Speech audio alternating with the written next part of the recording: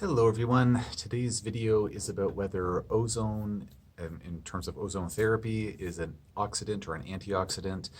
Just before jumping into the video, if you don't mind taking a quick moment to please like, share, subscribe, and or post a quick comment on the video, I'd really appreciate it. So thanks in advance for taking a second to do that. And as per usual, nothing I'm saying should be construed as medical advice. This is for informational purposes only. If you need medical advice, please talk to your healthcare provider to get that advice. So I posted a video some time ago called "Is Ozone Therapy Safe?" And apparently I was talking about whether it's safe. Punchline is I think it's an incredibly safe therapy. Not that it's the best fit for everyone, but majority of folks, I think it's very, very safe. So someone posted this question recently, said, a great video, is ozone considered an antioxidant or oxidant? Can you take carbon-60 and molecular hydrogen, for instance, with this? So thank you for the questions. I was sifting through questions and I was like, oh, it's an ozone question. I'm going to answer this question because ozone is one of my favorite topics to talk about. It's one of the areas that I know one of the topics that I know the most about because I've been teaching an ozone therapy certification course for other clinicians for several years now, and always to prepare that course, I went deep into the research literature. I do an annual research literature review whenever I'm preparing updated slides for that presentation. So anyways, something I know a heck of a lot about. So always happy to talk about it. So ozone itself is an oxidant. It's a very, very strong oxidant. And the reason it's a strong oxidant is because ozone is O3. It's 3 oxygen atoms all bound together. Whereas, say, molecular oxygen, oxygen gas is O2. And so O2 is, of course, something that we're all breathing in right now. It's a big part of our atmosphere. And thankfully, O2 is very, very stable. The 2 oxygen atoms share their electrons really, really well, and they'll stay paired together for like a long, long time. They're very happy together. Whereas O3, 3 oxygen atoms bound together, there's kind of this extra oxygen atom with its extra electron just kind of hanging off the side of the molecule, and it really, really wants to react with something. So the ozone atoms are actually just constantly kind of like bouncing off of each other, interacting with other oxygen molecules and whatnot, and they're a very like unsettled molecule, if you will. So ozone is a very strong pro-oxidant because it's just desperately trying to bind that oxygen to something else so it could just go back to regular old stable O2. So short answer is that ozone is a very strong oxidant. However, when that very strong oxidant is administered into a human body, then it actually has a net antioxidant effect, which is what the research literature tells us. And the reason it has that net antioxidant effect is because when the oxidant gets into the body says, there's an oxidant, we need to do something about that, and it will start upregulating the activity of different antioxidant producing or antioxidant stimulating enzymes, genes, different processes. So for example, we know that intravenous ozone therapy, which would be one of the standard ways of administering ozone systemically. There's also rectal insufflations of ozone, which is about as much fun as it sounds like. But intravenous ozone being one of the standard ways to administer ozone systemically has been shown to upregulate the production of catalase and superoxide dismutase, which are really important antioxidant enzymes in our bodies.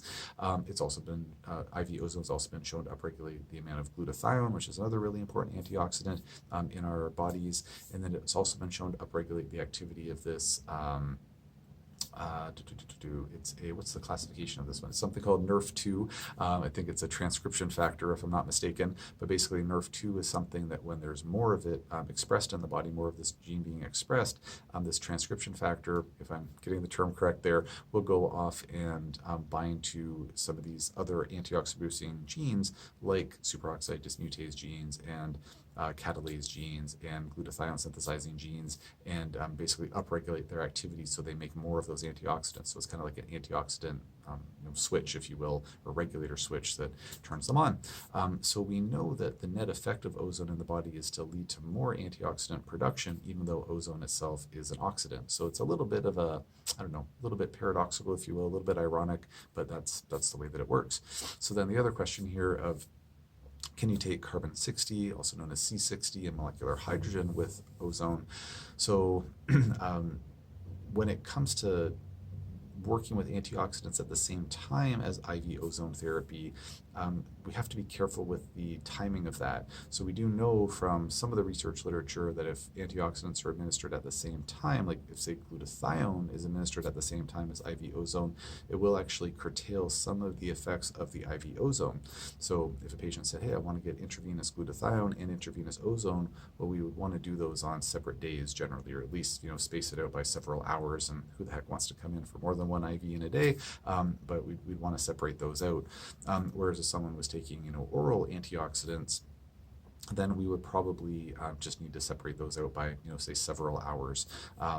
With that being said, ozone is something that reacts so quickly in the body that, unless a person was just like literally, I have my IV ozone in one arm and I've got IV glutathione in the other arm, it probably wouldn't curtail, we know it doesn't curtail the full effects of the ozone, but we generally want to space them out a little bit. But if I have patients, for example, who are taking oral, liposomal glutathione, which is quite a well-absorbed form of glutathione, if say they're taking that in the morning, like say with their breakfast, and then they come in a few hours later for their ozone IV, I'm not worried about it completely neutralizing the ozone in any way, shape, or form. We wouldn't want to do a kind of concomitant administration of the antioxidants with the ozone. Molecular hydrogen, I was also pleased to see Matt mention molecular hydrogen here. Actually just finished listening to a really great webinar about molecular hydrogen. I've been kind of following the story of molecular hydrogen for several years now. And if you're interested in it, there's this researcher, his name is it's either Taylor or Tyler LeBaron is his last name. He runs this not-for-profit hydrogen research, I think it's like the Molecular Hydrogen Research Institute or something like that. He's been interviewed on a lot of podcasts, and anyways, he's a really great source of information, and he's not financially involved in molecular hydrogen. He's just a researcher. He's done tons of experiments on this, and he has this not-for-profit institute. So he's quite an inspiring guy, I think. And anyways, I've been listening to the information he's put out, looked at the studies he's put out, listened to different clinicians talking about molecular hydrogen, and I've used it with some patients over the course of time, and sometimes it's been really, really helpful. And one of the cool things with molecular hydrogen, to my understanding, is that it's a selective free radical scavenger. So meaning that a person could take their dose of molecular hydrogen every day, and if they have elevated levels of free radicals in their body, then the molecular hydrogen will help to will act as a selective antioxidant to help get rid of those. If the patient doesn't have excessive amounts of antioxidant or free radicals, I should say, then the molecular hydrogen just doesn't do anything. It doesn't sort of overly deplete our pro-oxidants. We need a certain balance of antioxidants and pro-oxidants, and molecular hydrogen is kind of like this great balancer of that, where if there's too many free radicals, it lowers the number. If there's not enough or just the perfect amount of free radicals or pro-oxidants, then it just doesn't do anything. So it's pretty amazing in terms of how this substance works. I don't know, like I haven't seen any studies looking at molecular hydrogen being administered around the same time as ozone. I guess I feel like theoretically it would probably interfere with the ozone if it was taken at the same time. So if I had my molecular hydrogen, infused water, and I had my IV ozone going at the same, running, I would probably wait like at least 30 minutes to 60 minutes after the IV ozone was done before I drink my molecular hydrogen, or I would consume that molecular hydrogen, say at least a couple of hours before my IV ozone treatment, just to be on the safe side. Because the molecular hydrogen, again, it will go after pro-oxidants that are excessive, and transiently in the bloodstream there would theoretically be excessive amounts of pro-oxidants, but we know that then stimulates all these antioxidant producing enzymes and pathways and whatnot.